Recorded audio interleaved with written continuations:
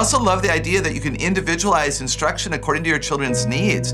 You know, teachers in the system have, anywhere from 10 to 30 kids, and it's impossible for those teachers to consider that your child wants to learn how to fly a plane or wants to be a vet. But if you know that about your sons and daughters, then you can individualize instruction and make sure that they're motivated and inspired to love learning, which is a point of education.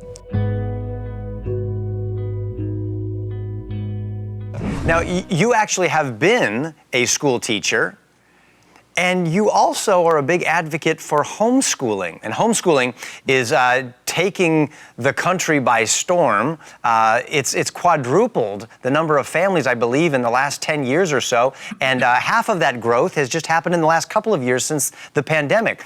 So what turned your focus to really be a champion for homeschooling? Partly because I'm a champion for the family. God ordained the family before He ordained the church, and we need to take that really seriously. I think parents have a responsibility to pass on their values and their likes and their dislikes as much as they possibly can. I think children need to be discipled in the things of the faith and the values of the family and patriotism and conservative values. Again, this is my bias.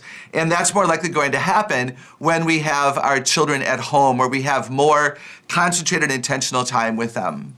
What would you say to parents who see their children being discipled by government-led schools that are undermining their faith and undermining the values that they want their kids to grow up with? Would you tell them stop and pull them out?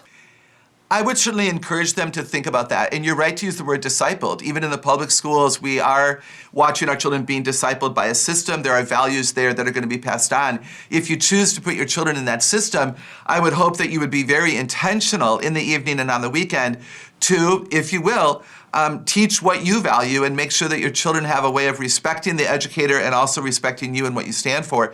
But it becomes increasingly difficult the older the kids get, and pulling them from that system, I think, is the wiser thing to do. And you know, Kirk, all people can homeschool if they choose to be full of effort, full of love, and full of the right attitudes. It is possible to do it.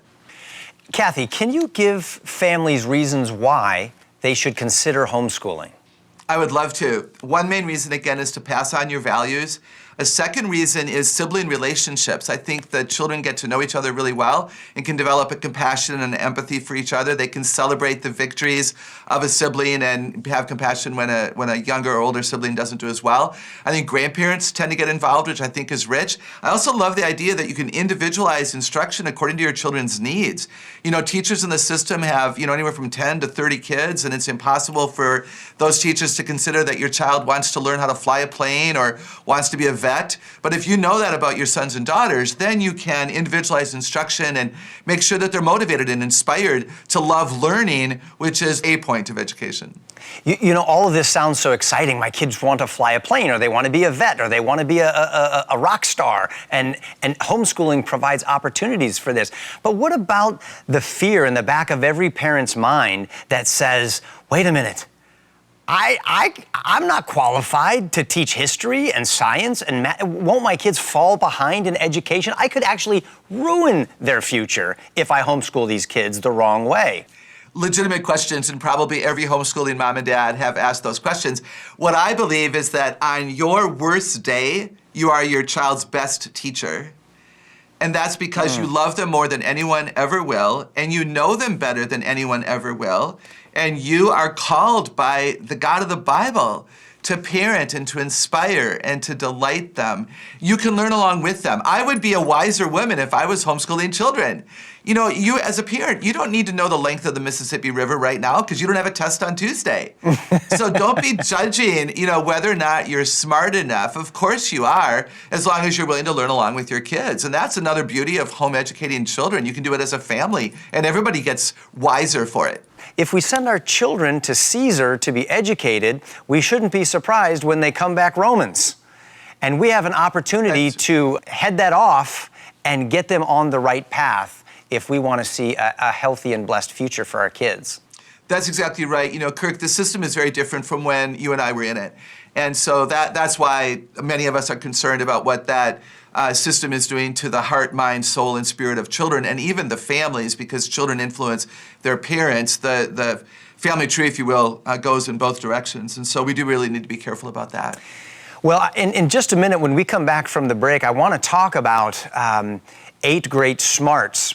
But before we do that, I want to mention a quote from Noah Webster, the great statesman, I believe it was, who said that education is so critically important, that education is even more important than the law and the gospel because it is the foundation for learning both of them. If we don't teach our kids, who will? And if we don't decide what our children are being taught and how to learn, what things to consider important, then who will teach them those things and what will they teach them? One of the advantages of homeschooling our children is that there's no I'm ahead and I'm behind. You don't need to worry about, whether or not you have a 4th grader or a 5th grader and whether or not a 9-year-old should already be reading. No, we can individualize. And I think that also makes the education at home so much more fruitful because it's positive. We can talk about strengths and positive and not the negative. But absolutely, I think that's a fascinating quote. Learning does matter. It is our life. It is our life. I think one of the scariest things that I ever did was talk with my wife and together decide to jump off the cliff and pull our children out of a traditional school format and begin homeschooling our kids. And I had all the fears that everybody else had, but after years of homeschooling our children and seeing what that did for sibling relationships, to see how that deepened our relationships with our children and the ability to emphasize and strengthen the values and the faith that we hold so dear, and now seeing the fruit in our adult children from the seeds that we planted when they were littles reminds me that it was probably the best decision that Chelsea and I ever made as parents.